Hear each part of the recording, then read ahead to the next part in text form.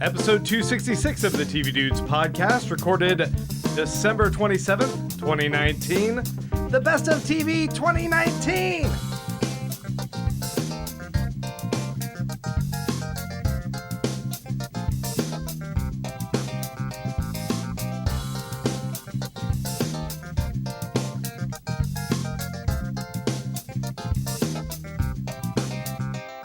It's weird to hear the sweet jams of Greg Amani Smith live in my ears. I'm not used to that. It sounds good, right? It threw me off. I'm not used to it. I was just about to ask if we could possibly get a Christmas version of our theme music, like some sleigh bell action.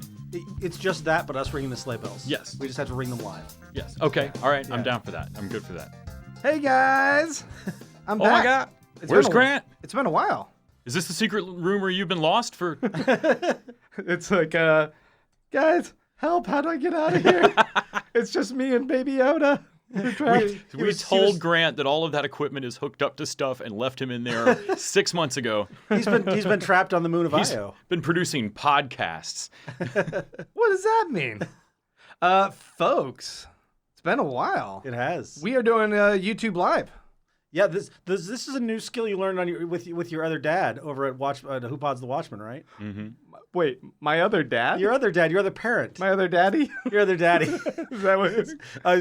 I've definitely misunderstood the relationship between you and Clay, I guess.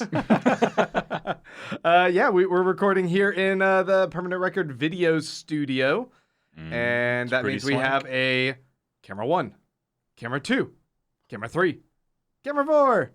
And yeah, we want to welcome you guys, because we're going to be doing a live episode where we are talking about the best of TV 2019. Yeah, we usually do this a little earlier. We can legitimately say this is the best, unless something drops tomorrow, for example, like a new season of Letterkenny or something. Yes, which We've actually watched everything. Yeah, is happening at 11 p.m. tonight on Hulu. Get another season of Letterkenny, but that's fine. It's fine. We'll figure it out. Why couldn't they have waited just a couple days so I could legitimately put Hush it on your my mouth. I want my best of 2020 list to include To be Letterkenny. clean. Yeah, I mean, I'm gonna cheat. Don't get me wrong. Man, It's gonna be on there. I think they're renewed like in an Always Sunny level. Like here's another 10 seasons. Oh, thank God. So I assume there'll be another one drop ahead of the live show. More Letterkenny, always a good thing. Yeah. Yeah. So what did you guys do with your holiday? What have you guys been up to? Well, as we discussed off mic, I was out on the streets with my End is Nigh sign playing TV Dudes live for people on South Congress. Oh, Yeah. sweet. Yeah, I just had a boombox up over my head. People really seemed to enjoy it. At least I think that's what they were screaming at me.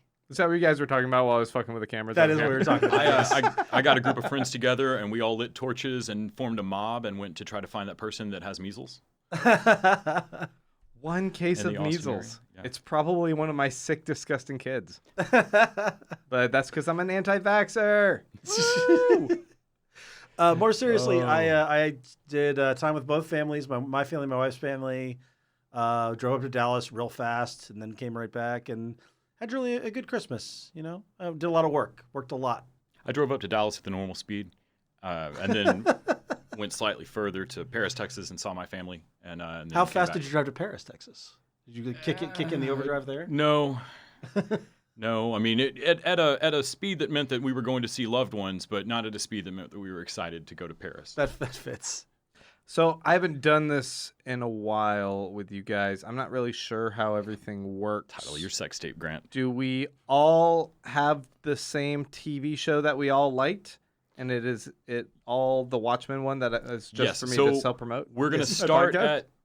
at the top of the list, and we're gonna say shows at the same time. Yeah, And until we stop jinxing. right. And Exactly. Then we're gonna fist fight. I misunderstood. I thought we were going to start at the bottom of my top 75 shows I watched this year and go up. Yes, and Kyle sent us that 1,001 shows. Yeah, the heat index. So yeah. We're gonna be here a while. Everybody get some snacks and hang in. Things have changed. Grant's not here to keep us on a leash anymore. Oh my God! So are you guys? It's all puns ready? and lists now. You guys ready to go ahead and get into this? Let's do it. Let's do it. Oh wait, let me. I'm gonna change graphics here. Zoom. like that. What? Yeah, did you see that? And Super then fancy. we're going to go zoom. Oh, there it is on the screen. There's a gotta flash be a of more, me. There's got to be a more graceful way to do this. Shut up, guys. All right. So who do we start with, Randy? So let's do. We did a consensus top 4. We all decided we could agree on our top 4. Mm-hmm. Do we want to start with that? Just start with the number 1, or we go back? We went backwards. Let's go backwards. We got to build up to the top. Okay. Right? All right. So then I'm going to start. I'm going to start with my top my number 15, and I won't spend a lot of time on these like top 15 outside the 10s. But I just want to give a shout out to Veronica Mars season 4. That also made my top 15. Where's it on? Where is it? It's in your top 15? Yeah, Okay. I have a hard time ranking past that point. Things start to feel like a tie across genres. I can't compare apples to oranges. But I should say I had a hard time cutting this list down at all because there's stuff outside the top 15 that I think is definitely could be someone's favorite show of the year easily. Yeah, like, it was a good year for TV. There's a lot of fantastically well-made television that I'm just not always in the mood for. For me, I mean, I know a lot of people were looking forward to Veronica Mars and they got super mad at it, and it probably dropped well off their top list and probably onto their shit list. Well, especially since after that big shock ending, we're not getting a season 5. I can understand where that would drop for people, but I thought they did a great job bringing it back. I thought the tradition of having a down ending is sort of a Veronica Mars tradition at this point. I was very sad about the down ending, but I also didn't swear Firefly was dead to me after the Serenity movie. So I don't know. Maybe I accept things like this differently than a lot of the fan base. Yeah, that's true. Yeah, you just let it go a little easier. I tend to accept that something that happened in the fictional universe just happened. Like, I'm sad my grandmother died, but I don't get to go change it. So right. like, you're not mad at the writers. Yeah. So like if something happens in a show, unless it is just egregiously out of character for the whole or out of tone for the whole show, and this wasn't. Yeah, I thought Veronica Mars season 4, the Patton Oswalt's role was great. Oh man, yeah. Enrico Colantani and J.K. Simmons had a great relationship in there. Of course, Kristen Bell was amazing. Is playing an adult version of Veronica Mars. Hold up, J.K. Simmons was in there? Mm-hmm. Yeah. Okay. He plays like an ex-con who's working for one of the rich guys now. Big Dick Casablancas. It's a good name. Oh shit, I forgot about that. Every time I forgot about that. Yeah, it's the best name ever. Yeah, I thought they did a great job. Of course, detective fiction set on a beach. It's kind of in my wheelhouse. Yeah. But I thought that was a great job and definitely worth being included in the top 15. Yeah. What about you, Les? What else on your list? Oh, let's see. Into the Fucking World. Season 1 was amazing and definitely made people's top lists, but season 2 made mine because similar to a discussion Grant and I were having off mic about Watchmen, this was not a show that necessarily screamed. If they went either way, I could see it. If there had not been a season 2, or if there had, I would have been fine with what I got. But the season 2 that they gave me for Into the Fucking World deepened the world in a way that was unexpected and deftly handled, where this could have just been really unnecessary at every move. They introduced a new character that I really liked that didn't drag it. It didn't feel like a Cousin Oliver moved in. Which just ended up being the epilogue I wanted for this show. I didn't get a chance to finish it just because it's been crazy this last month. But I watched the first 3 or 4 because you guys were so enthusiastic about it. And yeah, it's really, really good. It's not on my top 15 just because I didn't get a chance to finish it. But I understand the love for it. Grant, you really liked the first season of this? I did. I thought it was excellent. And the only reason I haven't gone on, well, no, that's not true. The other day I queued it up and I started watching the intro trailer. Yeah. And I was like, I can't do it right now. Yeah. It's like, it's such a melancholy show. Yeah. And I mean, I remember there's a lot of humor and cleverness in it. But it's also now hard. that I've seen the first episode or first season, I'm just like, I know the tone overall that I'm going to get. And I have to be like really in the mood for me to kind of pull the trigger on that. And right now I'm in a happy adventure Mandalorian kind of mood with everything. There's a lot of stuff that's on everybody's top list this year, and this happens every year that isn't on mine yet because like I just haven't found the time that I want to sit down and watch Chernobyl. Right. And or David Makes Man was jaw dropping. The episodes that I've seen, and I've got the rest of it queued, and I just haven't finished it out because it's a hard show to watch at times. It's interesting you mentioned Chernobyl because that's also I want to watch it. But as what Grant was saying, it was such a dark subject material. Everybody says it's great. I'm sure it will wind up on my top list. I just can't make myself watch it yet. Yeah, I guess I'll go ahead and say Chernobyl as part of my top 15. My list is not really like in a numerical order. Right. Minus the top 4. But I'll say that Chernobyl was such a powerful watch. And I'm not sure if this is skirting that line between TV and mini-series, because it is a mini-series. I'm not sure we're going to get a Chernobyl 2. I hope not. Can you imagine? But it was such a compelling and like well-crafted show. I think it's only got like 6 episodes, but each one just drew me in, and it's so bleak and dire, but how they make all these characters like so identifiable and you just are immediately rooting for them. I thought it was just masterfully done. I loved it, and I don't want to go and rewatch it. It's one of those that's like never want to rewatch it. Yeah. But man, it was fantastic.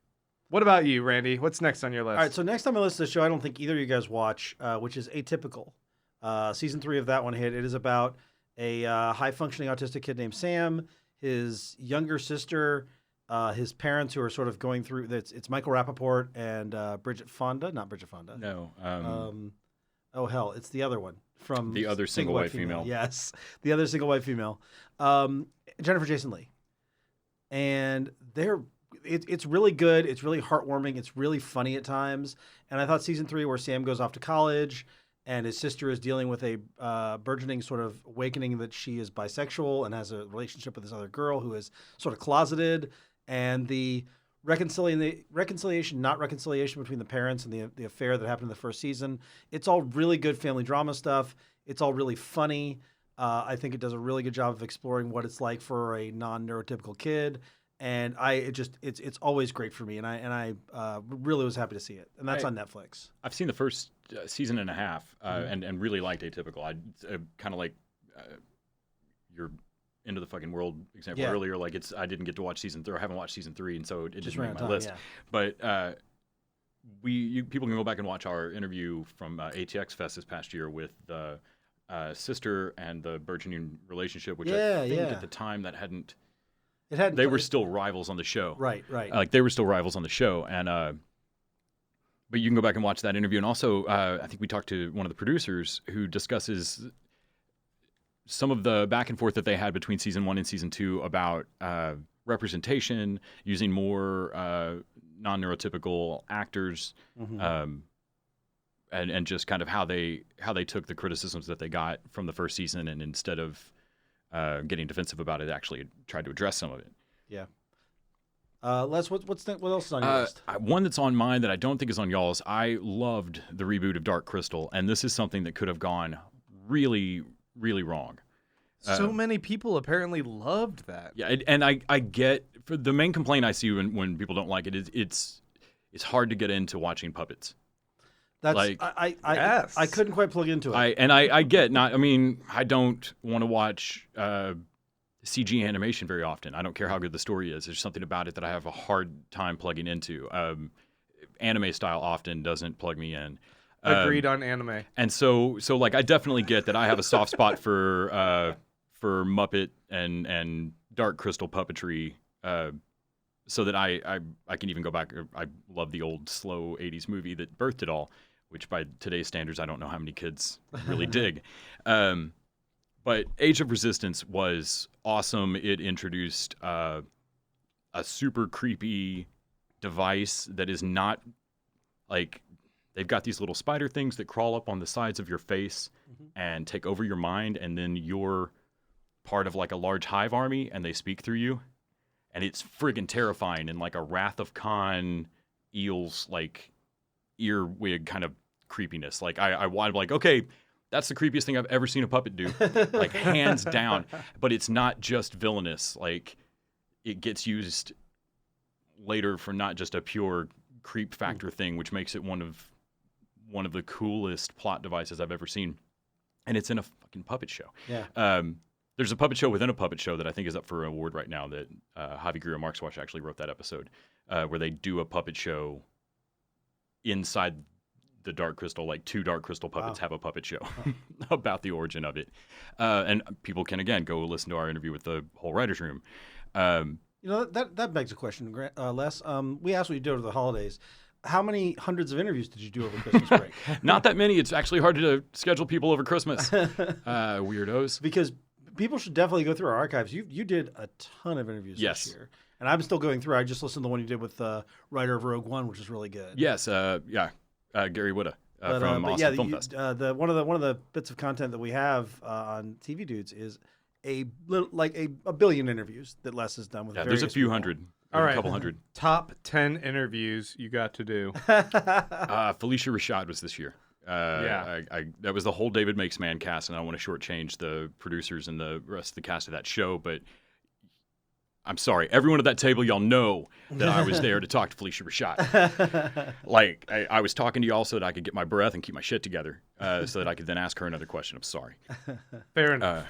And that was great. The Letterkenny principal cast was great. The Veronica Mars principal, Enrico, and Jason Doering and Percy Diggs were great. Got to meet, this was at Comic-Con for That's My Entertainment, but I got to meet Kevin Conroy, the voice of Batman, which was just awesome. Now, wait, Randy. Yeah. Correct me if I'm wrong, but Kevin Conroy actually plays live-action Batman. He does. In in Crisis. In the Crisis, thing, right? he does. Yep. Was that good? It was okay. Okay. I wish they had done something different with him, but yes, overall Crisis has been good. They should have animated him. All right, guys, I'm going to go ahead and mention a show that maybe won't get much love otherwise. Okay. But Game of Thrones, I thought, did finally wrap up their season. It did that. I thought there were some good episodes to this, some fantastic moments in this final season. They had a lot of pressure put on them to deliver, and I understand that for a lot of people, Randy, maybe they didn't deliver fully. No, I was one of the people who was on board with the finale. I thought it was fine. Yeah? I didn't hate it. It's the only episode I've seen. Is it really? I've seen like the first 4 of the first season, and then I've seen the total finale. I think that the thing is, a lot of people, I've been won over by I rarely am won over by the haters, but in this particular case, people had a lot to say about like what went wrong with it and how some of it didn't make any sense. I'm like, you know what? They're kind of right. Like it didn't bother me personally. I actually wound up liking the finale quite a bit, but it did feel like, oh, this was not as good as I was hoping for. It doesn't necessarily give the feel good victory win that maybe a lot of people like you're saying wanted. Yeah. But in a way, in like a let chaos reign kind of way, I was like, yes. Yeah. Turn her into just have her flip and go crazy. Like that evilness that they've been hinting was a possibility. Yeah. And maybe she could change herself against this. I like that they just embraced it in a way. Because it just turned and became like this nightmare scenario. Yeah, it did. And they had her just burning everything forever. I think they gave short shrift to the Night King stuff a little bit. I think that it felt like they were rushing through that to get to the last bits. It definitely the complaint I think that I most agree with is that it did feel like Game of Thrones season 8 should have been 10 episodes. I don't know why they decided to shorten it.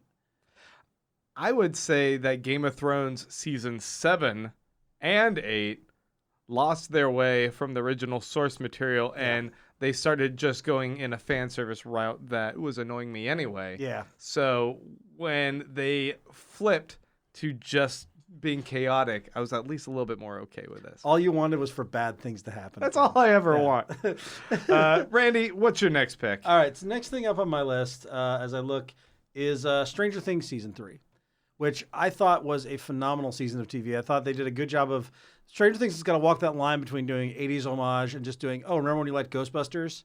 And doing sort of original material. And hey, you actually like these characters and what's going on in this story. And I thought all the mall stuff, the Russian spies, was it Yuri? Who's the Russian scientist who gets capped? Yuri.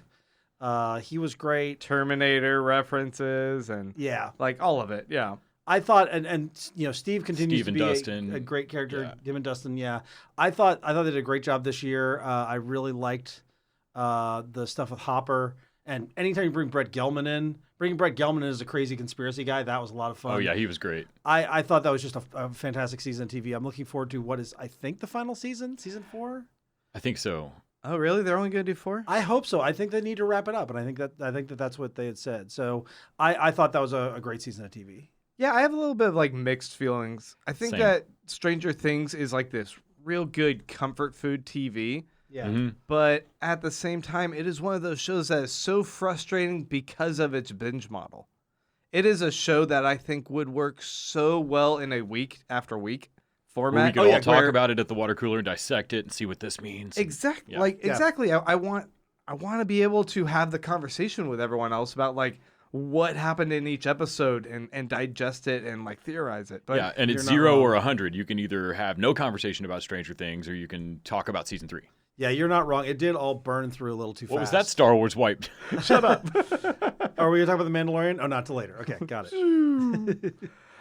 yeah, and less.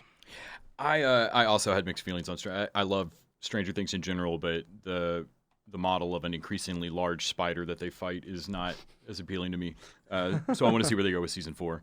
Really big spider. Huge spider. Y'all have no The idea. biggest spider.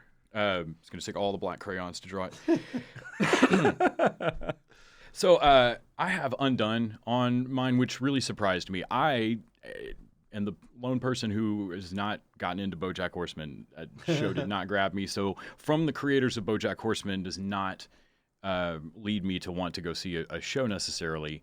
And y'all saw, I think, an episode of Undone, or the first 2 episodes two at TVs, ATX Fest. Yeah, or ATX, yeah.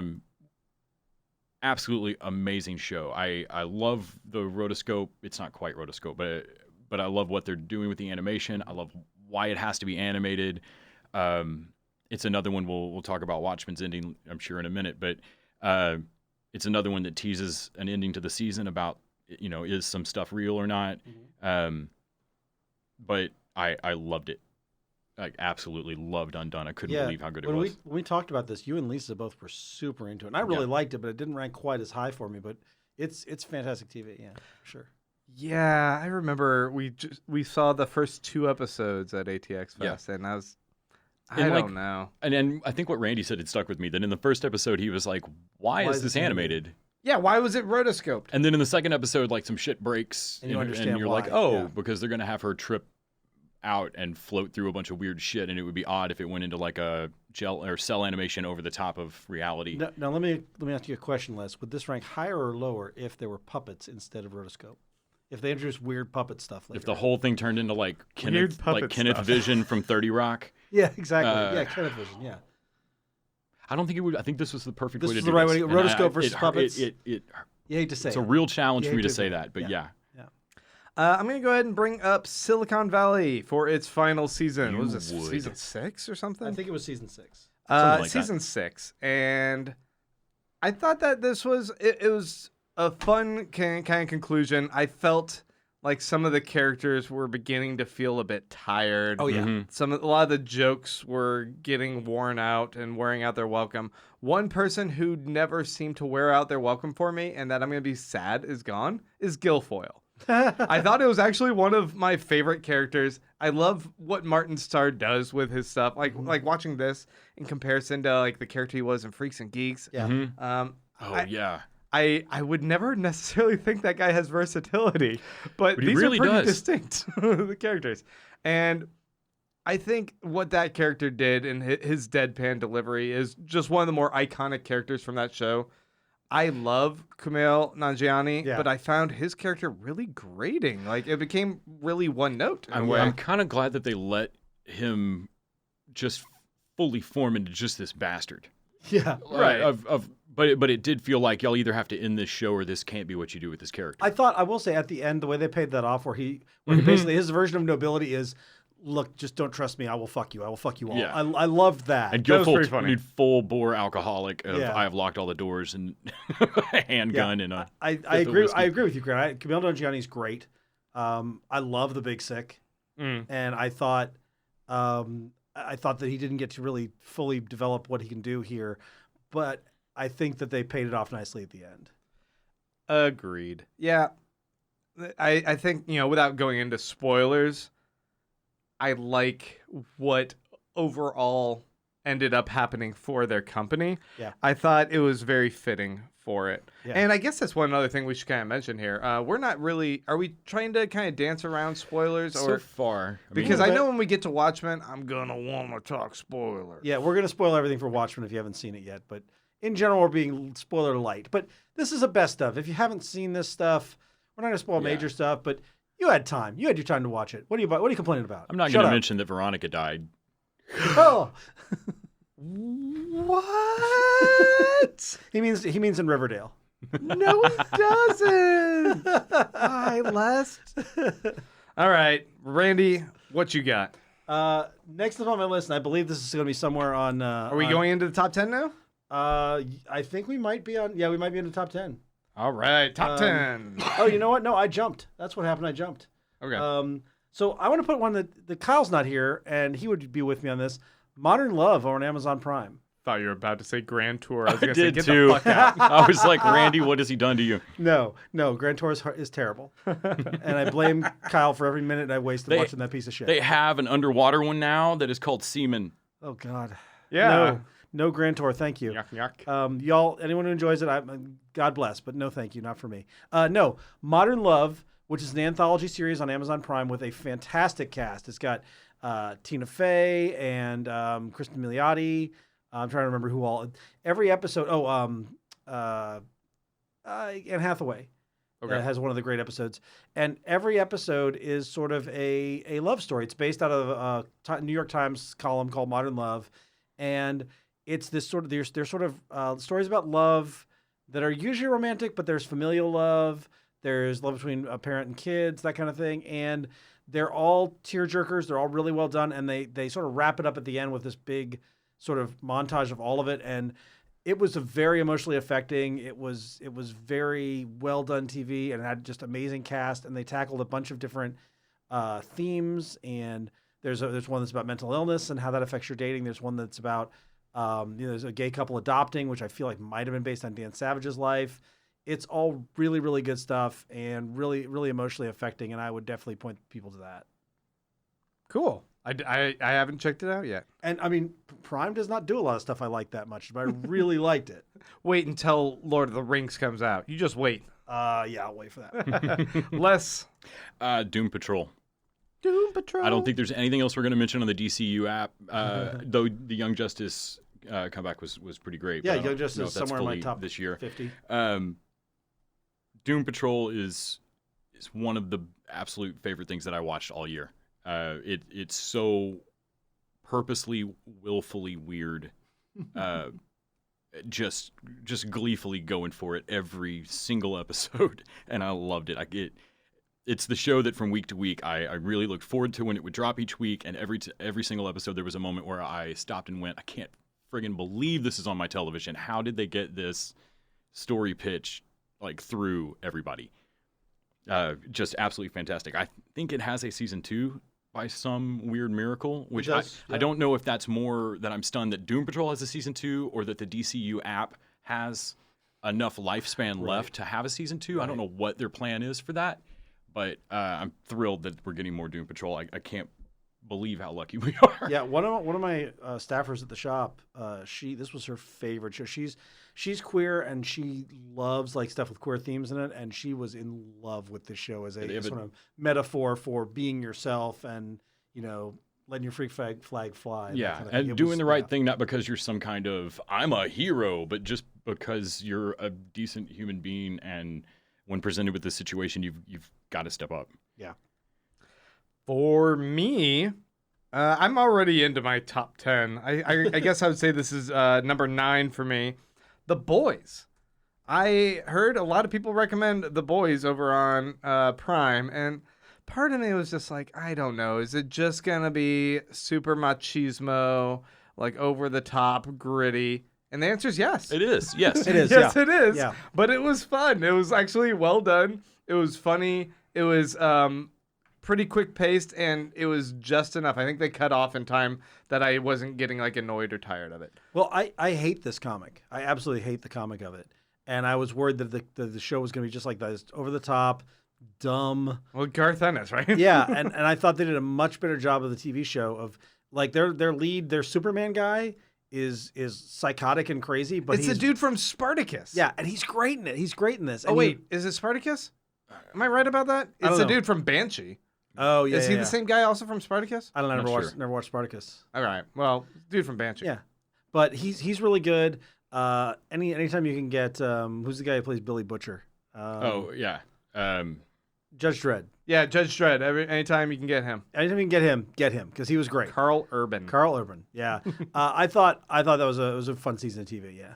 Yeah, I enjoyed The Boys a lot more than I thought I would because I don't think I hated the comic quite as much as Randy, but it's an artifact of the '90s that isn't going to hold up great if they had done it page for page. Yeah. I didn't feel like it was going to be worse than Venom, is what I was really expecting. Was like, this is just going to be a turd rolling down the street with no arms. Right. And instead, it was a fucking blast. Literally, I think they blew a couple of things and people. Yeah, they did. Yeah. Next on mine is Shrill, season 1. It's only 6 episodes, but it's based on the writer Lindy West, and it's Aidy Bryant from Saturday Night Live, and it is basically about being an overweight woman in the world, and it's so good. It was funny. It was touching. It was sweet. Her parents. Oh God, that's right. Her parents are fantastic. Fantastic. Is it Julie Sweeney? And who's the dad? It's not Daniel Stern, is it? It might be Daniel Stern. I don't remember. Yeah. But they were both really, really good. And just that second episode where she's at like the pool party, and you're seeing sort of like the what it's like to be in a place where no one is judging you for your body. Well, in the opening episode, I think she's putting on clothes, and it's not a sexy dressing montage, and it's not. It's just she's putting on clothes, and everybody I was watching it with, like everyone in the room was just like, "Yep, that's real. I've never seen that on TV before." You could tell immediately that this was representation that was not available and desperately needed. This show should absolutely solidify Aidy Bryant as fantastic talent. Yeah, I can't way past SNL. I can't wait for season. 6 episodes was not enough. They really need more. I can't wait for more than the 20. One of the rare things that my girlfriend has binge watched. Yeah, like she doesn't watch TV like that. She doesn't want to watch 8 hours of TV the way I definitely will. And this was one of the things where she was like, "No, I'm sorry to take over our date night, but we're finishing this." Yeah. What's next for you, Les? I imagine that this is probably on Grant's list. But Umbrella Academy. It's actually not on my list. It's not? So you can have it. I did not give two shits about this comic. I'd never seen it. I know more about My Chemical Romance now than I did prior because they were a band after me. Yeah. We're sorry. I'm definitely not in the generation that was at the sweet spot for that to mean all of the heartfelt, tearful, mascara-running stuff that it's supposed to mean. But I definitely get the appeal of My Chemical Romance, and had I been in another generation, I see the appeal. But that was not enough baked in for me to be as excited about this show as the marketing seemed to think we were all going to be. Yeah. I watched it and went, it's the X-Men. But since I no longer have the Gifted, and this is definitely more X-Men than the Gifted was to me, I was stunned. I think Ellen Page's character at the center of it was the least interesting thing about the show to me. Yeah. But that often happens, where the centerpiece of the show is kind of the least interesting bit. There's a couple spectacular musical numbers. That end of season 1, the end of episode 1, where they do the music and they're all dancing. That's what hooked me more than anything else.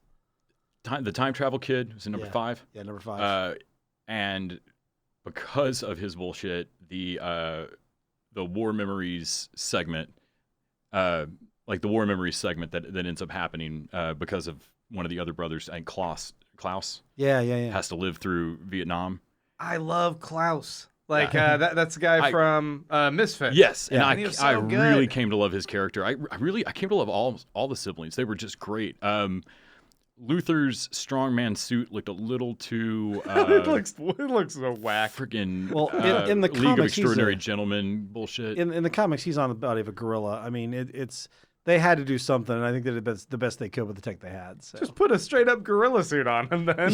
What is this just hairy arm thing? Do you honestly think you'd have been happier with him in a gorilla suit? Yes.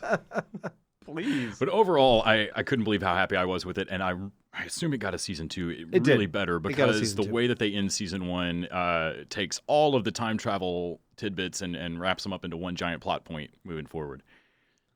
Okay, so for my next one, I'm gonna say Rick and Morty. It's back for season 4, and it's as funny as always.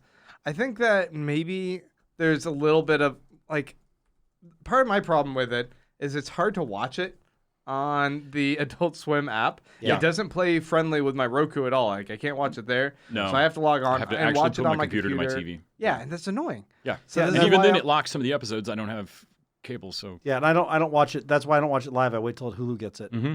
Yeah. And that's why I'm years off on Rick and Morty. I honestly, it didn't make my list, even though that is clearly a top 15 show, and it didn't even make my list at all because I forget it's on television. Yeah, same. It's really funny though. The episodes that I've seen, I just want more of it.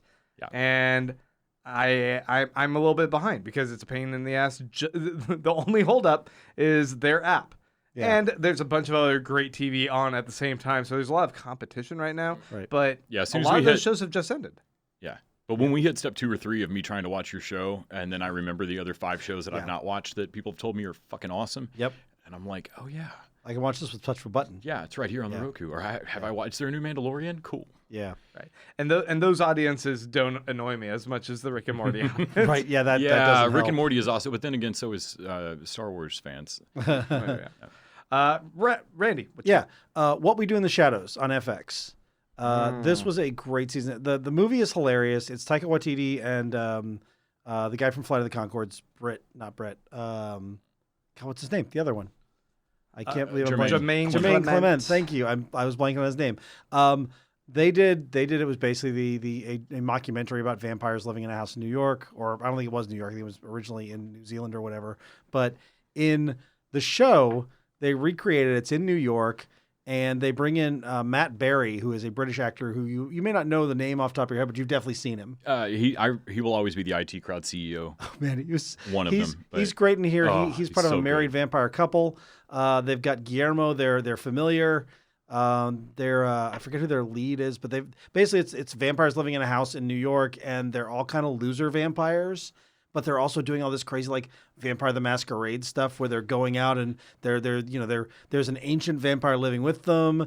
They're being tasked They've to got like an emotional vampire now yeah, too, don't they? yes, they do, an emotional vampire who just basically talks your ear off. It's a really fun show, and then every episode was great. And then they got to about episode 7 or 8, and they did this thing where they brought in all these actors who have played vampires, including Jermaine Clement is in there, but they make reference to like Tom Cruise, and they bring in actors who played vampires in various movies to be vampires. And they make reference to the guys who were too big to show up, and it's hilarious. I can't and believe amazing. I haven't seen this. Oh, it's so good. Do they do the swearwolves in the show? There is an episode with swearwolves. Yes. That's all I was looking for. Yeah. The movie's genius. The TV show might be better. Oh man. Yeah, it's really, really good. Let's see. We're getting into stuff that I know is going to be on y'all's top. gotta dance around it. Dance around. Yep. You knew I'm this going to moment? say that sex education should be mentioned. I really thought that show was going to be kind of a derivative blah. A lot of what Netflix puts out is well made, but not great. You know, they're trying, but not everything's going to stick.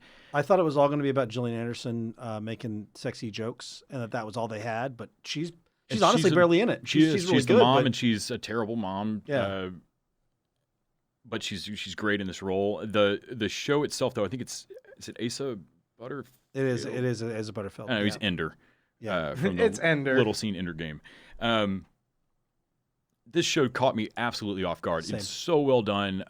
It operates in this weird fantasy world that's not quite a British high school, but not quite an American high school, which infuriated some people. And I definitely get how it's odd, but it made it this odd universal faux world where the show could take place, and I absolutely loved it. There's a couple of moments, particularly I think Gillian Anderson as the mom follows him to a party that her son to a party that he's gone to, and with this lame excuse for why she needs to be there, and it's absolutely great. Like, it's both hysterically funny and feels very true, but in an exaggerated John Hughes comedy kind of way. This is the closest thing to a 2019 John Hughes comedy without running afoul of a lot of bad 80s tropes and jokes that wouldn't play now.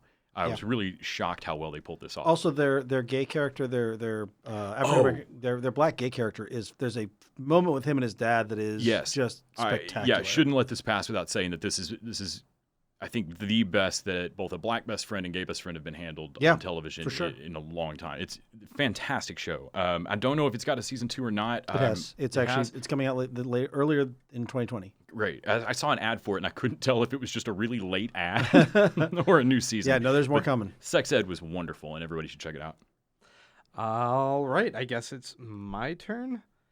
I'm going to talk about Euphoria. I'm not sure this is on either of your lists. I only saw the first episode. No, this was told to me that it was great, and then it was explained to me what it was about, and I was like, wow, I don't want to watch that. Oh, it is great. I thought it was a beautiful show. It's one of those that's it's emotionally heavy, and a lot that you would have to kind of go through, especially watching these just tragic experiences of these high schoolers. And so a lot of this is just kind of over the top. Y'all were very somber after seeing the first episode at ATX Fest, if I remember right. Yes. Yeah. The first episode was pretty heavy. Yeah. But I remember it kind of seemed like y'all had a Sharp Objects after. I would make that same comparison. It was like, wow, that was dark. Yeah. Agreed. But at the same time, I decided to go ahead and give it a shot, see what else it kind of does with it. And I found a lot, like the characters are all still really compelling. The performances were really powerful. And what it dealt with made me uncomfortable, but maybe that's not necessarily the worst thing for people to kind of confront these ugly aspects of humanity. It's absurd that this should scare me in a way, like, oh, I have kids, and like, oh, is this gonna happen to them? Yeah. Because they took like every tragic, like crazy shit that could happen and put it all into these like 5 main characters or whatever. And so, maybe 1 or 2, but it's really intense. It's really beautifully shot. How the music is integrated with the show, it's really well done. And I was surprised. I think it just caught me off guard. I didn't know that I was going to be so engrossed in this show, given the subject matter. And this is on HBO, right? Yeah. Yep. Well, we're into my top 10. Wait, we're in our like top 4 or 5, and yeah. Well, so how about you rattle off a couple? I did jump Stranger Things in, and I moved. I'm watching like 3 lists, and I moved the wrong list because I like lists. What do you want from me? You love lists. So I'm gonna say I'm Sorry season 2, which is on. I don't even know what the hell network it's on. It's on the Netflix network because it's on some weird network that you have to buy. It's like True TV or something, It's right? True TV. That's it. And weird. It's so good. It's Andrea Savage and the guy from That Thing You Do, who's Tom Everett Scott, as a married couple, and she's a comedy writer. And it's basically Curb Your Enthusiasm, but with a female lead. And it's so good and so funny and so out there. And there's a running joke in season 2 that pays off at the end that is so delightful that I was laughing for 5 minutes straight because you don't see it coming. And it's just the characters are really good. The writing is really good. It is very profane. It's very imaginative. Kyle and I both love the show. I fell in love with season 1 when it hit Netflix, and then I bought season 2 because I wanted to watch it immediately. So that's definitely high on my comedy list. And I'll sneak another one in just since I have a bunch here. I'm gonna go Letterkenny because I know that's on my list and Les's list. Les, do you also like Letterkenny? I've never heard of this show. It's a weird hat you have on there. Ah! It's a Letterkenny hat. So Letterkenny, I guess technically season 7 is what goes on this year's best of? Yes, technically I think season 7, the first season on Hulu, which I think you and I both kind of came to the show similarly. We were prepping for ATX Fest. Yep. I mean, this was at Fantastic Fest last year, too, and people have been telling me for a year that I needed to go watch Letterkenny, but that's half of television. Like, we were constantly told, this is amazing, you got to go watch this. I was hearing about this. I was hearing people talk about Letterkenny. I know what the fuck it was. People started talking about how great it was about 2 months before ATX Fest. And then I saw, they're going to be there on Sunday, so why don't I try and catch up? And I kept putting it off. And finally, the week before ATX, I'm like, okay, let's check out this Letterkenny. And there's 6 fucking seasons on Hulu. And I'm like, well, I'm not. Luckily, they're only 6 or 7 episodes each. But it was still more than I could catch up. Yeah. But I watched like 3 episodes, fell completely in love with it, and was like, damn it, They were right. This is fantastic. And then shortly after at ATX TV Fest, I ran through it, and now I have no new Letterkenny, and it's a until tragedy. 11 p.m. tonight. Until 11 p.m. tonight. At which point, season 8, which is 7 episodes long. But I don't know how to tell people about Letterkenny, because basically it's dialogue based. It's running jokes. It's about a small town in Canada. Like, it does not sound like you would want to watch it. Yeah, if Hee Haw instead of musical numbers had fistfights, I don't know how else to. That is again not. I wouldn't sell it that way. Yeah, it's not a very solid, but at the same time, it's not wholly inaccurate. Yeah, no, it's not. You're right. It's a good comparison. But yeah, there's not a great way to talk people into it. They either watch a few episodes and are down, or they're not. And I absolutely understand. Similar to Dark Crystal, like I get not getting into this show. It just bit me. Yeah, I'm absolutely in love with it. The language of it's so frigging rewatchable. It's why we've interviewed Yorkie from Randy's Shirt, as well as Sturt, and most of the principal cast, Katie and Squirrely Dan, and everybody but Wayne. Wait, your shirt is in reference to Letterkenny? My shirt is a Letterkenny reference, yeah. Oh, because it says Boomtown. I thought it was a reference to that show Boomtown, and maybe like a bunch of characters from there. Nope. Okay. These are hockey players from Letterkenny. Yeah. Cool. Schmaltz. Pheasant. All right, Les, what do you got? Russian Doll. Russian Doll. Not just for the use of the Harry Nilsson song, but that definitely helped. And Natasha Lyonne, who's always amazing, also helped. But time loop show, like that's your dark murderous Groundhog Day. It's freaking awesome. Also with the weird, what's happening to the other kid? Are they trapped in alternate time?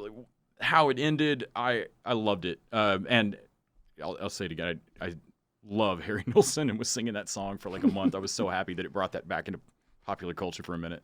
It was a very fun, small little Netflix show. Yeah, like kind of snuck up. Yeah, it just like dropped all of a sudden, and it was like, what's this? And that is a show where I think binge model. Yeah, that one is made for it. Yeah, for sure. Let me just tear through all those episodes. God, her thing of not wanting to go down the stairs. There's a lot of just really fun, delicious stuff that Natasha Lyonne is just perfect at playing. Also, I think it was pretty tight on its... Am I getting her name right? Yeah, Natasha Okay. Lyonne. Yeah. I think it was pretty tight on its it's like 8 its episodes. loops. Yeah. Of like how the time logic works, which is difficult to do. A lot of people mess that up. Yeah, I was very, very happy with the show. It was great. Let's see. I feel like I don't remember what the 4 were, and I know one of my 5 left is not in that top 4 category. So if I were to say Barry... Barry's not in the top 4. You're good. Sweet, I got it right. Yeah. Barry, dude. It's also next on my list. I love Barry season 2. Barry is amazing. Barry second season was bonkers. It was so good. I thought that I always try and sell that first season. Yeah. But the first season has the issue where you're not really sure what it is tonally at first, because it seems like this kind of lighthearted comedy, like Hitman thing is like Gross Point Blank, right? Yeah, exactly. And I guess in a way it is, but it has so much more weight to it, so much more pathos, what's going on, that really like hits home in the end of the season. Yeah. So when you're in the second season, you're on board with the stakes of what's going on here, how heavy it is, and how things are going to get really dark really quickly, and you're not going to walk away from this laughing. That said, as much as I love the show when it's dark and dramatic and all that kind of thing, the episode that got me, the episode is maybe one of the best things on TV, is the episode with the stunt girl who they had this girl who can do all these stunts, and they're like, what can we do? And they built an episode around her that is so bizarre and weird and hilarious and dark, and it's just like, it is like a mini Coen Brothers movie in the middle of this season of TV. I mean, yes, they definitely had an element of the story structure that they needed to address. They needed to have a pure relationship break between him and Fuchs, his handler. Yeah. And how they do that in the most comedic way, the whole thing just had me dying and just jaw on the floor like, what are they doing in this episode? There were several shocking moments. The reveal of the corrupt cop and what he wanted from Barry and the way that Barry reacts to it was a great cliffhanger for that episode. The amount of twists in this show remind me of The Shield in a way. It's like, oh, there's no way they can get out of that. Oh my God, glad they got out of it. I love it. Yeah, just back themselves into a corner and write themselves out of it. I agree. I think that's one of the big things they do well. And how short this is 30-minute episodes. So it's like this delicious little bite of an episode that has you just dying for more. But I'm kind of grateful it is the format it is. I have one minor gripe, and that is that they have Darcy Cardenet and Kirby Howell-Baptiste from The Good Place, and they don't use either of them well. And I think that's just because they don't have enough time. That's the only complaint I have about the show. They were probably casting this as real background characters before that, and they don't need to be crowbarred in just because. It's hilarious that they just exist as big characters because, in a way, aren't they all just like half-assed non-actors in this world? Yeah, that's true. Yeah. Yeah. So it's even better that way. Randy, are we ready? We're into my top. I've got a couple more. Okay, run through yours, and then we'll get to our. Oh wait, Les, where are you at? I've got, I think, one more on mine that is not in our top. I came to Brooklyn Nine-Nine really late. Oh, okay, Brooklyn Nine-Nine. Yeah, so I've got Brooklyn Nine-Nine on mine. And I both came to the show late, but also I believe this year fully encompasses its jump to NBC. That is correct. Which both is a bit of a new show, but also it feels like it's just kind of coming home. How is this not always on NBC? I know we brought that up before, that it never felt like a Fox sitcom. At its best, it felt like it ought to be an NBC sitcom. Yeah, I agree. And it feels at home now. I waited really long on this show, and it's fantastic. I can't wait for more. Brooklyn Nine-Nine is absolutely spectacular sitcom television. Grant, do you have any more that are not in the top four? You don't know what's in the top four. I know what's in the top four, and I have them all earmarked. I'm done. You're done. Okay. I have two more. And I'm shocked. I'm sure one is on Les's list. I'm shocked the other one isn't on yours. Star Trek Discovery Season 2. Did you fall off? You were doing a Star Trek Discovery pod. Yeah, that should be on my list. My bad. So I did love that show. Season 2, they did a bunch of time travel stuff. They had an AI bad guy. They deepened all the character arcs. I thought Season 2 was actually better than Season 1, and I love Season 1. I may have to give it another shot because I didn't love Season 1. It was okay. I was so into this, and I'm not the biggest Star Trek fan in the world. I've watched bits and pieces of every era, but I'm not like I couldn't tell you what has happened in most of those shows. To be fair, that felt like that show came out like a year ago, right? It almost did, yeah. I mean, it was early in 2019, but it was 2019, and man, was it good. It was such a good season of TV. Well, this feels like as good a place as any to plug, hey, I'm on another podcast, Star Trek Discovery Pod. You can listen to me talk about one of my, clearly one of my top shows of the year that I forgot to even mention. Go to StarTrekPod.com. You guys can check that out. And as soon as Season 3 comes up, we're going to be talking about that. And I think we're also going to be talking about Picard as soon as that comes up. I was wondering if you guys were going to do Picard. Yeah, I'm excited for Picard. Yeah.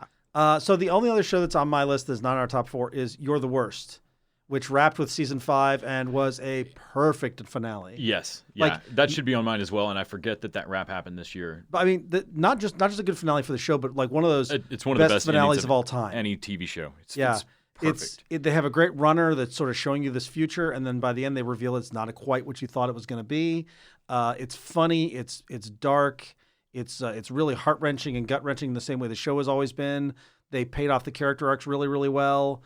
And it's sweet and romantic as well as being cynical and acidic. I don't know how you do that balancing act, but they did it for 5 seasons, and they brought it in beautifully. I've got a few on my list that are not they were great shows. I don't think they cracked quite my top 15. Mindhunter Season 2 was awesome. I loved it on Netflix. Good Omens was spectacular.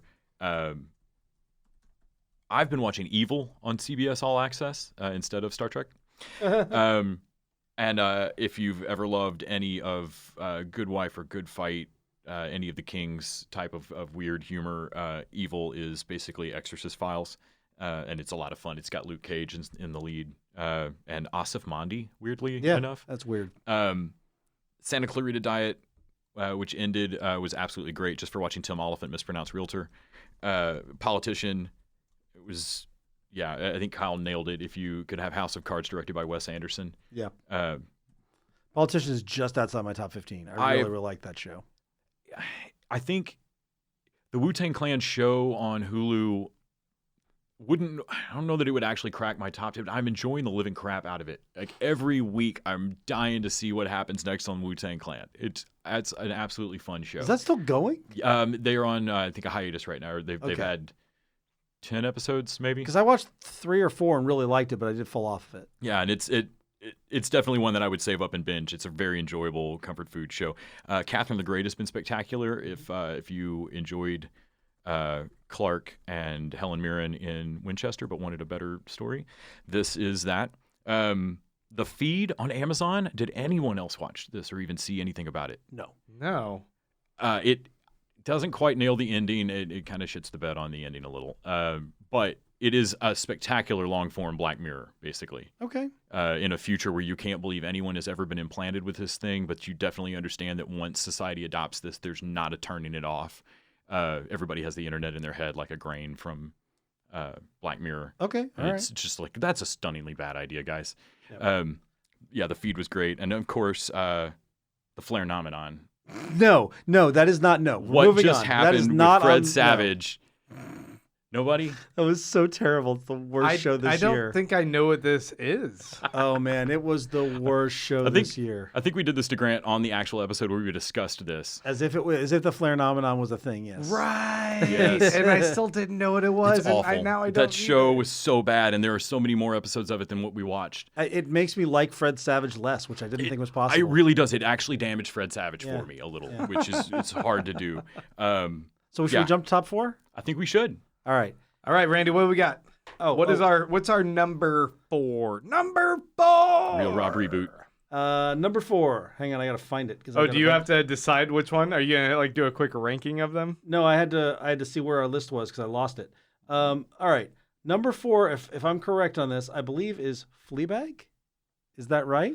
Yeah, that could work. All right, so Fleabag season 2 That's the best show of the year. I'm looking at Les. I'm like, Les and I probably would have put it higher than probably what the other one would be in contention. Yeah, I'm trying to think. The Good Place has got to be number 4 is in my book. Really? See, Good Place has to be higher for me. Should we just tell what the 4 shows are and we can talk about them? And then we'll fight to the death. So there is a top 4 that we all slightly would put them in slightly different places, but any one of us would be happy with this as our number 1 show. Fleabag season 2, Good Place season 3 and 4 were both this year, I think. Watchmen season 1. And maybe only season? Maybe. And what's the other one? The other one's Mandalorian. The Mandalorian, of course. Mandalorian. All right. I think Mandalorian is probably number 4 on that list. I would say I would put The Good Place at number 4 for me. It's interesting. Good Place is number 2 for me. It's hard to separate, like we were talking earlier, it's hard to separate out this season from the show in general. Yeah. And I don't know that this has been my favorite Good Place season. But the show as a whole is stunning and it's wrapping up. So, do you guys want to talk about Good Place first then? Yeah, let's talk about Good Place. Begrudgingly, sorry, Randy. No, it's fine. We can talk about the Good Place. Because the season 4, for me, I still love the world. I love the characters. But I'm a little bit annoyed by how it feels rushed. They're rushing to wrap up this show. And I get that they're always on the cusp of cancellation every season. So, it's a blessing that they should even get the opportunity. But at the same time, for a show that I loved how quick-paced it was, now that we're getting toward the end, it feels like they had a lot more opportunity to explore this world that they created. And instead we got a lot of rehash of the first few episodes of the first season and the first few episodes of the second season, where they're just kind of going through, like they gave us another cast. And they're kind of like exploring this other cast that I don't care about. I just want our characters. You don't care about the Chip Driver mysteries? I do not care about the Chip Driver mysteries. I enjoyed this season, but it felt kind of placeholder to me because it was a new set of characters that I was not as See, for me, the driving thing of this season is the Chidi Eleanor thing, because he doesn't know about her and she knows about him, and I feel like every bit of it was about that. Was about seeing Chidi interact with all these people in a different way than the way that Eleanor is interacting with him. I thought that was really interesting. Seeing Eleanor become the person who is not just the de facto star of the show, but is in fact the most important person in the universe because she's running everything.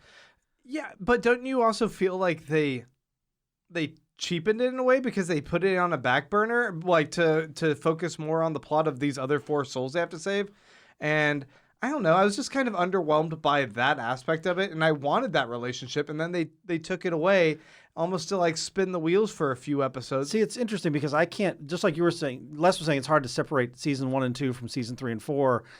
I have a hard time separating the end of season 3, that heart-wrenching decision that Chidi has to make, where Chidi suddenly becomes the more confident person, is like, no, it's all going to be cool. Don't worry about it. And Eleanor's the one falling apart. The results of all that may not have been as good as you would have hoped for, but the decision to do that is the heart of what makes the show good to me. And so I'm willing to forgive a lot because they got that moment. It's that the season after that moment hasn't felt nearly as strong as that moment to me. I get that. And I think the problem is that's a tough thing to come back from. Placeholding until they get around to the story that lets them touch on that moment again. But I think that maybe it may almost be that instead of like ending with that they're ending too soon, that they're ending too late, that maybe that big moment was the climax of the show. And then that, they should have just like wrapped the whole show. The judge should have ruled that their love means that they changed enough, and just wrap it. Or done a couple episodes and done it big. I'm still loving every episode of the show. Like I still find every episode funny and thoughtful and thought provoking. I just don't. It's not as groundbreaking to me as every episode of like season 3 was. I couldn't tell you, like the dude's name is not Chip Driver. That's the character in his book. But I couldn't have told you any of the names of any of the people, including Chibi's other. Oh, see, I love bringing her back in. I don't remember her character's name. But I don't remember her character's name. I love bringing her back in, and the arc they gave her where she doesn't.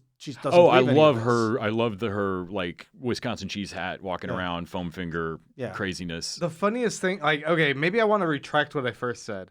Because maybe it isn't a matter of them wrapping things up too quickly. It's that they did not wrap up having those 4 new people, or 3 and Chidi people, that plot line up fast enough. Yeah. I think that they could have spent a couple episodes on that and then got to the point where we pulled Chidi back, or like focus more on the fact the accounting department again. Right, something like that. Like I think going into a little bit more of like the relationship of those core people rather than them all tending to a fire. I just had myself going like, what happened to the show? I know that we're right by the finish line, and this is what you guys are doing. And then I'm also annoyed that they end on this cliffhanger and they're making me wait like 5-6 weeks for this finale that hasn't come out yet. Now, that's NBC's fault. That's not their fault. They didn't plan that. Crisis style. What the fuck? Yeah, NBC keeps fucking us. Yeah, yeah. I don't know. I'm clearly not as off on the show as a lot of other people are. I'm still completely in the tank for it. Yeah, I mean, I guess that's just where I kind of fall as far as why I would put this at number 4. It's just I have gripes with this particular season. I love the show itself so much, and how they're going to the finish line is just bugging me. However, I do remember, like, at the end, like, thinking about how the last season of Parks and Rec wraps up. Yeah. I was a little bit mad as well because, like, I don't want to let go of these characters. Things just started happening, like, where I knew that was happening. I was like, fuck you guys. Don't take this from me. Oh, man, I love the last season of Parks and Rec, too. Right? Yeah. So maybe I'll come back and like this a lot more. Yeah. Well, I mean, you hate it so much that it's not only number 4 on your top 10 list. Right. All right. So what's number 3? Fleabag. Yeah, I agree. So let's go ahead and kick things off on Fleabag. Oh, Fleabag's the number 1 show of the year. It's the best thing made on television. Both seasons are perfect, and nothing else can be done. All through ATX Fest, almost every interview, if I would overhear somebody or some table near me, another reporter would ask, like, so what are you guys watching right now? It's just a great wrap-up question generally for all of these TV producers. And one after another, I think everybody making every other show had just watched or had just started binging Fleabag. And the common refrain was like, and I'm just supposed to go back to my job? Like, that didn't happen? I agree. Fleabag was profound. It was... Yeah. I've enjoyed dropping it on other people. Yeah, I think it was definitely a game changer in the television landscape for how other writers think of like how they can tell stories. And I mean, I know that it's a bunch of fourth wall breaking, but it's also just like performances that like upped the game of everything that they were trying to tell and gave it such weight. And then season 2 was just as strong as season 1 for me, and then actually does something that takes it further than season 1. They bring in the character of Priest and Andrew Scott, and her fourth wall breaks become a connecting device. So where the fourth wall break is a way for her character to keep this sardonic distance from everybody, it becomes the unifying, like the bonding thing with her and this relationship, which is such a cool plot point, because every time she breaks the fourth wall, he's the only person at the table who goes, "Where did you just go just then?" Yeah, like you checked out, and it fucks her up of like, that's my private space. Like, how are you noticing? And he's the only person really paying attention to her. Yeah. And like, it's such a coping mechanism that like we now take it, instead of her just like being snarky about things, this is her coping mechanism for not addressing like these true pains that she's gone through. Follows her to it. I absolutely love. It's such a small character development thing in a show that is otherwise hysterically funny and well acted. Yep. The stuff with her and her sister, the stuff with her and her stepmom, the whole stolen statue thing. The way that pays off is great. All of it's great, and then it's got little things like this that where I'm like, shit, Phoebe Waller-Bridge needs to teach classes or some. Well, and the book of all the scripts is out now. If you just want to go study this, she needs to help write the next James Bond. Ooh, movie, that'd be right? good. Isn't that what she's doing? Yes, it is. She's doing. She's James my Bond. favorite droid in the Star Wars universe as well. That's right. Yeah. Is she in the newest one? She's Solo. She's Solo. She's the Falcon now. She's the droid. She's Lando's droid. Ah. Yeah. But speaking of Star Wars, she was crippled and enslaved, and is now the navigation system for the Falcon. I don't like that. I don't like that at all. Speaking of Star Wars, though, should we talk about our number 2 show? Mandalorian. The Mandalorian, which one of the reasons it's up on number 2 is because Les was actively fuck this show before it came out. Yeah, I did argue that, and this is probably how it beat out Fleabag, which is my own fault. But I did argue that there should be some extra weight on this because I had Star Wars alone is not just not enough to get me into this show. It's enough to make me not watch this show. I know I don't like the universe that it's in. I know I found the naming convention stupid and a lot of the backstory just dumb as fuck. So Mandalorian was not on my list. I finally watched it because I had watched all of the Kurt Russell movies and that darn cat kind of stuff or Cat from Outer Space on Disney Plus, and I ran out of stuff to watch. I watched Noelle twice, and then and then I watched Mandalorian. So I should say before we get too deep in discussion, I've not seen the final episode yet, so me neither. So we're not going to spoil anything because Randy will kill people. I'm super excited to watch it tonight, but I was expecting the show to be good. Jon Favreau is always good. Pedro Pascal seemed like a good Couldn't cast. believe it's C-3PO under the helmet. I'm sorry. And that would be awful. I thought this was going to be good, but and the funny thing is it's not great. Like it's not like Watchmen level or Fleabag level or anything inventive. Right now, it just does what it does very well. It hits its marks. They're like, let's do a TV show in the Star Wars universe that is unrepentantly Star Wars. It's got the Star Wipes. It's got the sort of low-rent galaxy look that the original Star Wars had. Someone went through and did a side-by-side frame from New Hope and like a shot from Mandalorian. And I mean, it looks barely color-corrected. Yeah. Like the re-releases of the original trilogy look more different. This is Star Wars. And also, it's a Western. It's a samurai flick. Like it's Lone Wolf and Cub. Yeah, it is very much. It's one of these things that should seem derivative because we've seen all this before, but it's done with such joy.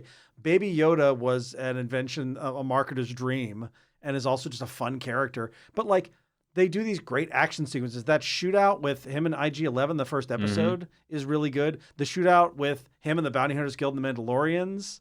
You know, it's funny when I watched the first episode, we have a shared account, and I didn't realize where I was starting it.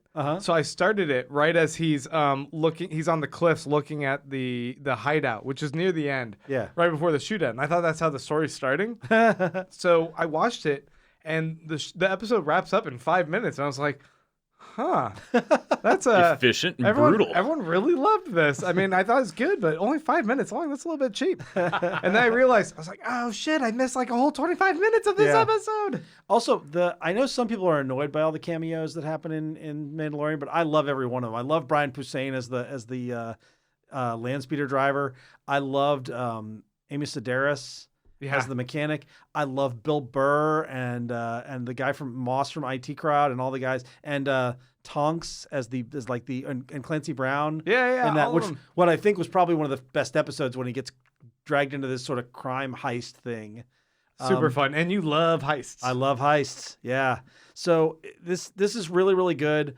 I'm fucking Werner Herzog is the big bad. That is so crazy. And he's not the big bad because the big bad gets revealed in episode 7, and that's even better. Yeah, he's not the big bad. And man, I'm loving the show. I'm glad that season 2 I think is fast tracked. I think we might get it in 2020.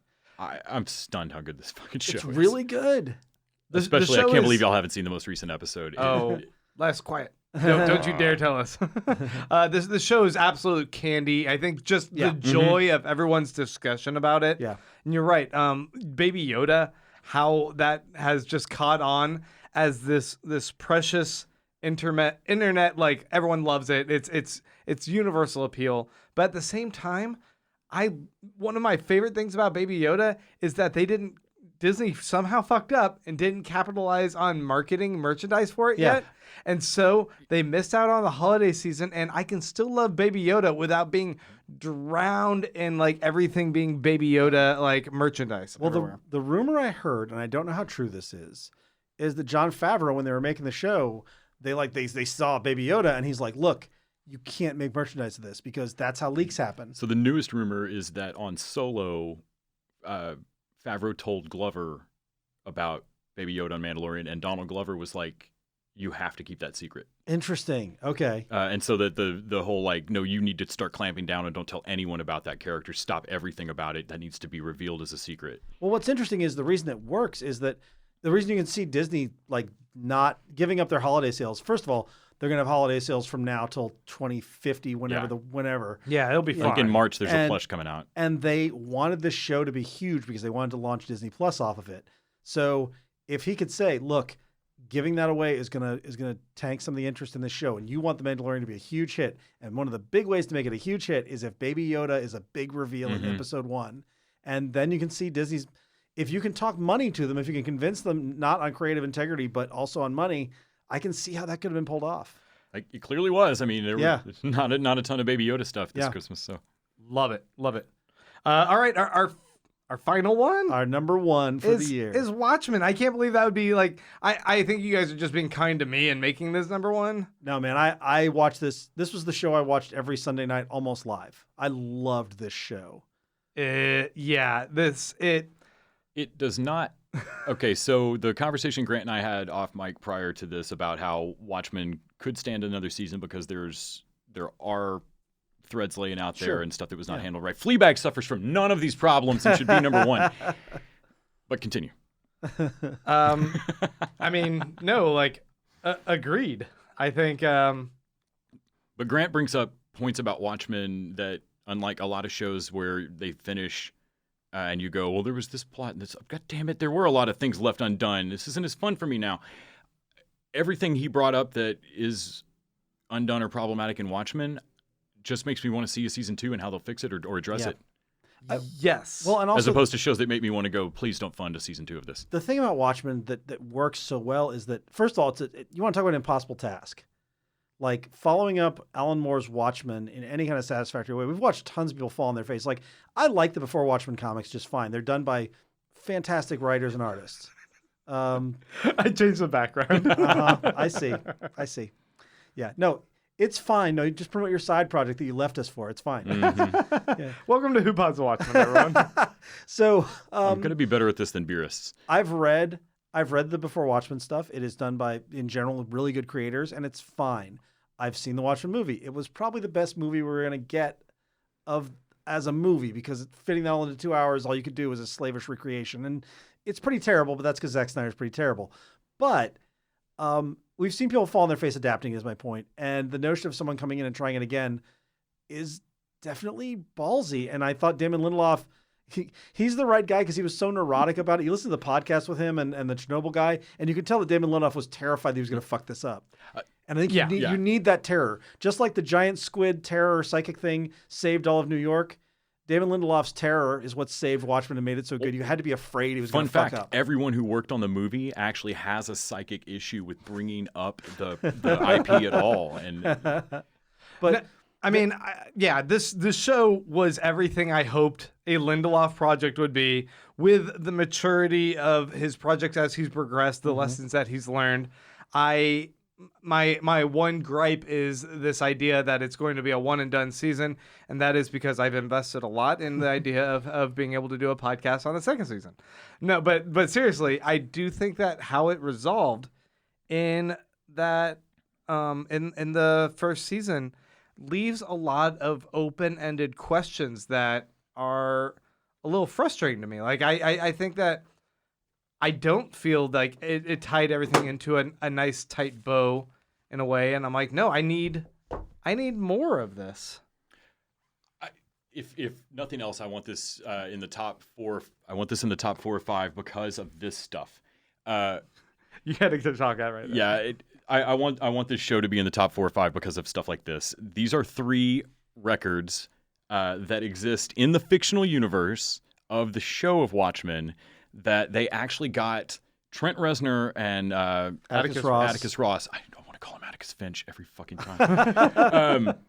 They actually got them to make music, like fake music inside the fake construction of this fake show. I love shit like this. I love stuff that expands a fictional universe, and the fact that these actually got pressed on vinyl and sent out with all of this extra news clippings from the time as if all of it was happening. You've got my number. I mean, you could make, even if Watchmen, the TV show itself, had actually not been that fun, if they had just produced all this stuff, I would be arguing for it. The fact that they produced all this stuff, and also, if you didn't see a stitch of this, it is still one of the best things I've ever seen on TV. So I'm the only one who's arguing against the season 2 of Watchmen. Yeah, and I would like to hear why. I'm worried they'll fuck it up. It's such a perfect season of television. I'm worried that if you come back, you'll do. But that exact argument would have kept it from existing in the first place. This is a wholly unnecessary sequel to a comic. I know. And that's the thing. Like, if they make a season 2, I will watch it, and I will be just as gleeful as everyone else when they announce a season 2.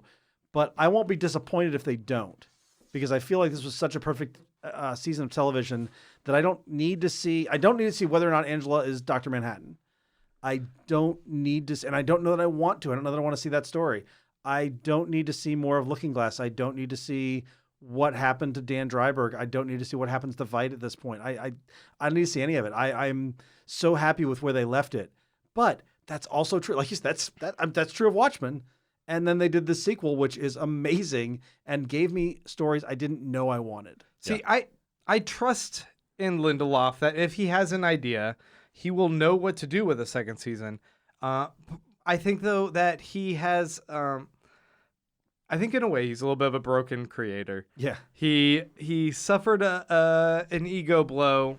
I think he had a real tough time with Lost right at the start, because it got so big and he was thrown into this like, oh, J.J. Abrams was like, you take over this show, you youngin'. And he's like, holy shit, I'm in over my head. This is like the biggest show on television, and like, what do I do?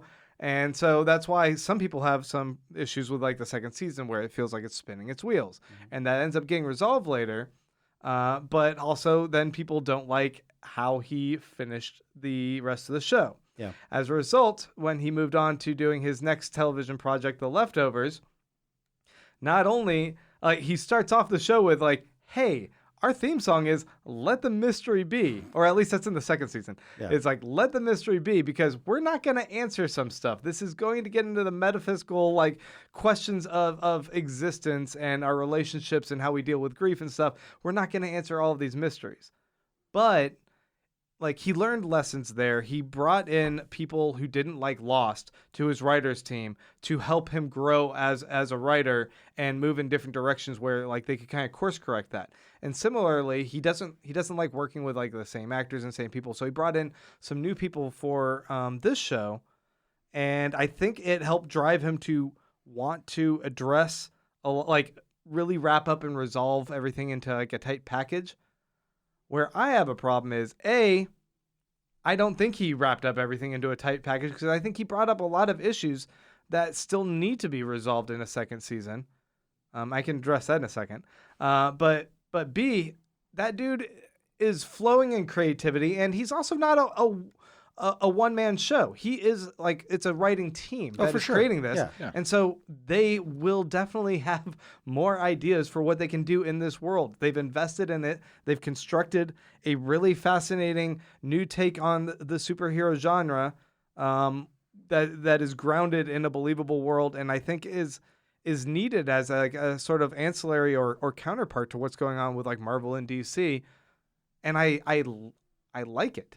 I get that. I think Watchmen, as it stands, Watchmen was a 12-issue series that concludes and is one big story. And it took 30 years before we got a satisfactory sequel.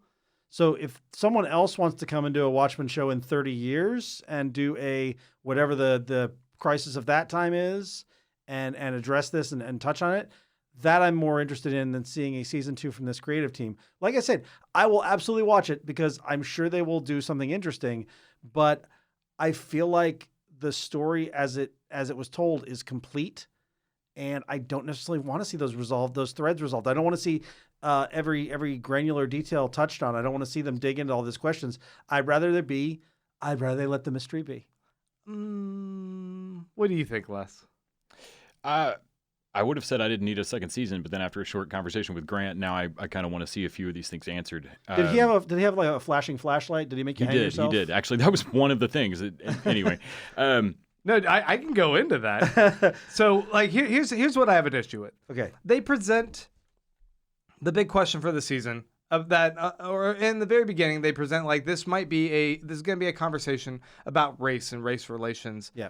And I felt like by the time we got to the final episode, this did a number similar to like True Detective, where they said, oh, sure, there's like the occult and all of the stuff going on with the Yellow King, but that doesn't really matter. It's actually just a monster of the week kind of thing. And all Lady True wanted was to just become, Dr. Manhattan.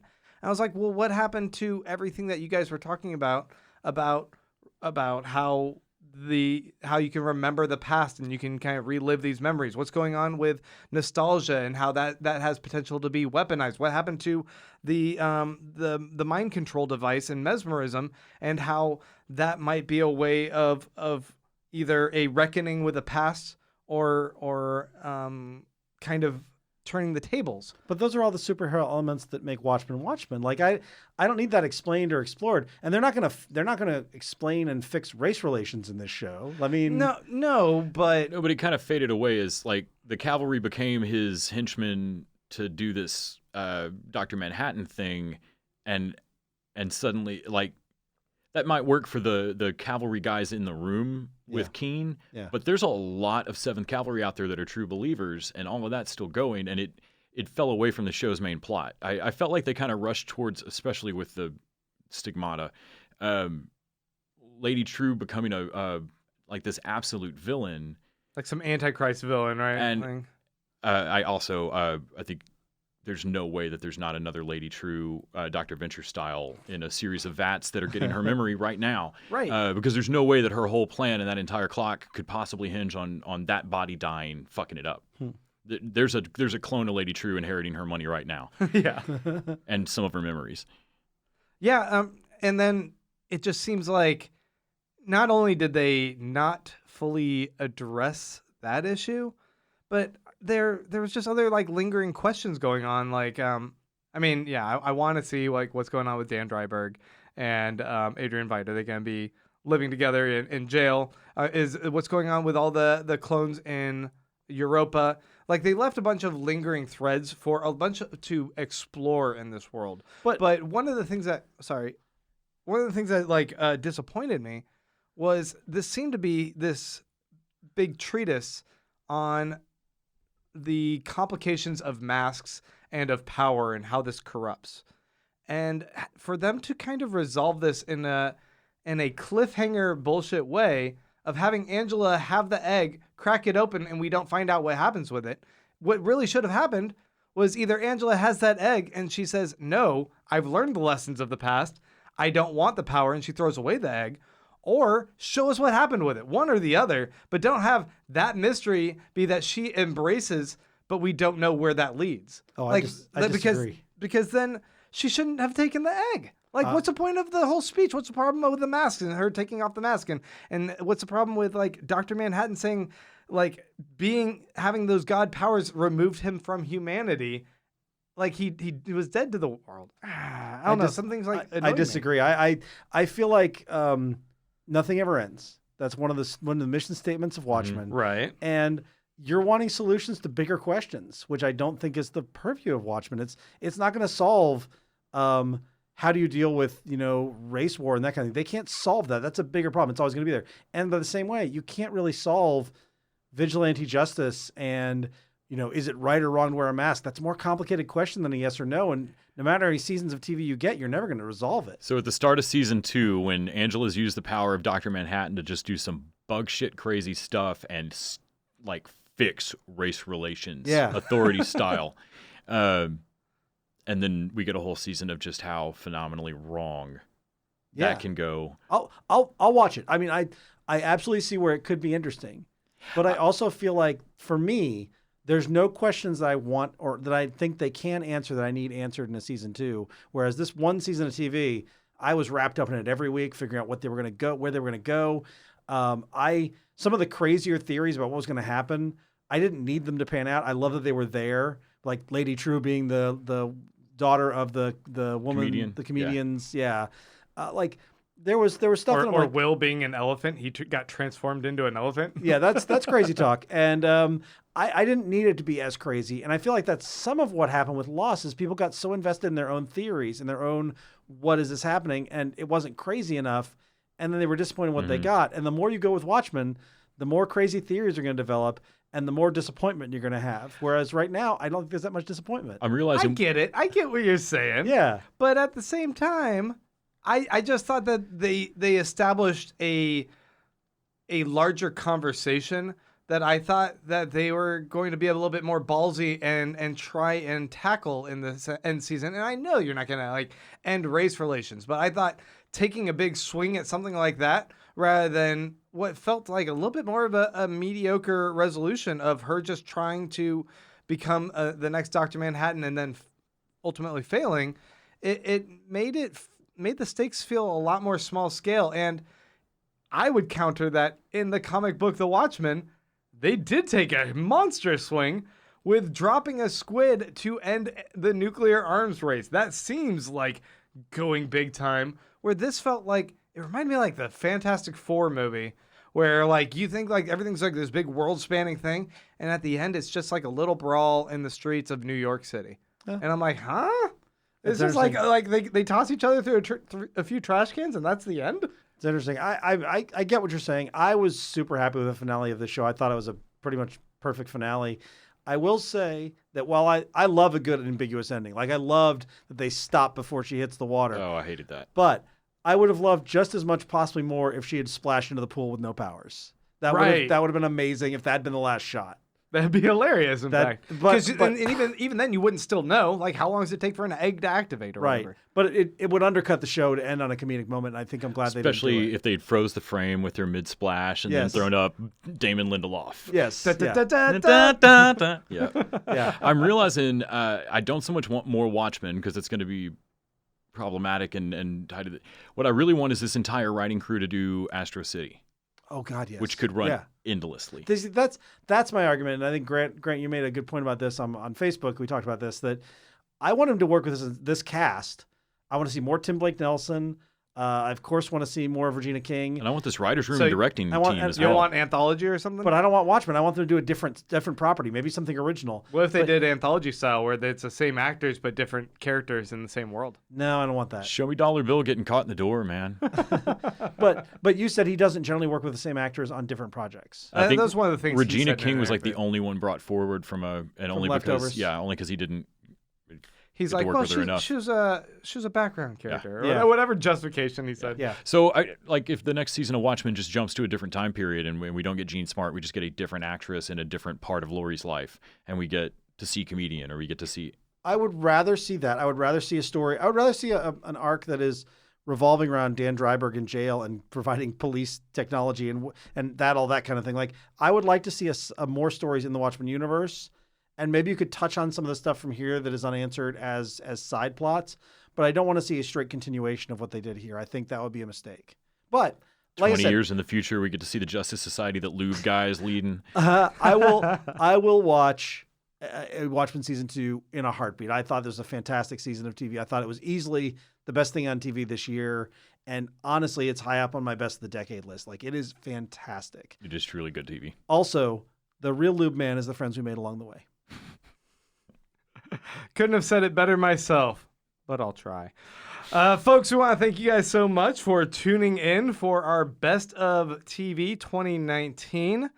This has been a great year of TV. I think, Randy, you were saying, like, this is just one of the best years. Oh, it's fantastic. It's a lot of good TV this year. Yeah. Did we talk about Crazy X ending at all? No, we didn't. Yeah. I mean, it's an absolutely phenomenal year. I feel like even with this list that I probably cold forgot an entire show. Yeah. 3 or 4 shows had great endings this year. I mean, yeah.